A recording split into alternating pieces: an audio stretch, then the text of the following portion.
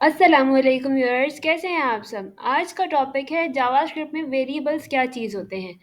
Variables एक container होता है जो डाटा को स्टोर करता है। उसमें कोई नंबर भी आ सकता है, कोई टेक्स्ट या कोई भी वैल्यू। और वेरिएबल डिक्लेयर करने के लिए तीन कीवर्ड्स यूज होते हैं: var, let और const।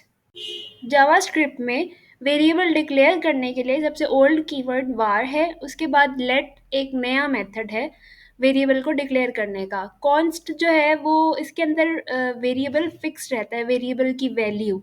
इन तीनों में फ़र्क क्या है?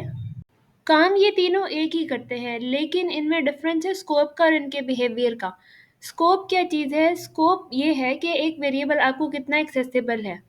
स्कोप तीन तरह का होता है: ग्लोबल, फंक्शन और ब्लॉक।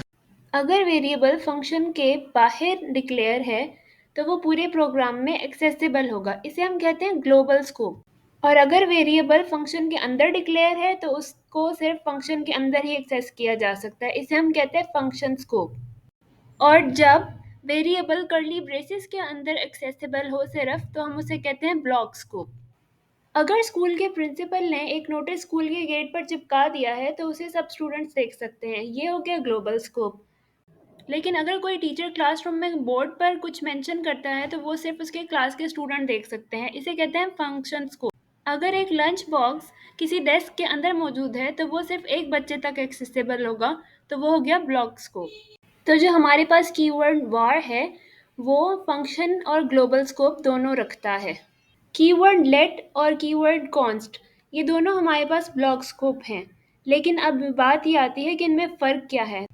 फ़र्क देखने से पहले हमें ये पता होना चाहिए कि एक वेरिएबल को डिक्लेयर कैसे करना है और इनिशियलाइज कैसे करना है। यहाँ पर आप देख सकते हैं कि हमने वेरिएबल एज के नाम से लिया है वे var कीवर्ड यूज़ करके, और उसके अंदर हमने 20 की वैल्यू स्टोर करा दी है।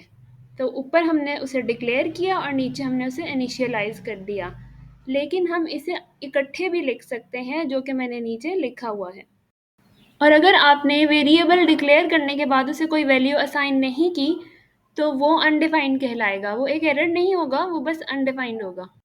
तो लेट और कॉन्स्ट का फ़र्क क्या था? वो ये था कि लेट के अंदर हम वेरिएबल को कोई भी दूसरी वैल्यू रीअसाइन कर सकते हैं, लेकिन हम कॉन्स्ट के अंदर ऐसा कुछ भी नहीं कर सकते, उसमें वैल्यू फिक्स्ड ही रहती है। जावास्क्रिप्ट में वेरिएबल्स और फंक्शंस को रन टाइम पर उनके स्कोप के टॉप पे उठा लिया जाता है, लेकिन याद रखें सिर्फ डिक्लेरेशन ऊपर जाती है, वैल्यू नहीं जाती। इसलिए ये अक्सर अनडिफाइंड शो हो जाती है। इस प्रोसेस को हम होस्टिंग कहते हैं और ये हमेशा कीवर्ड var के केस में होती है।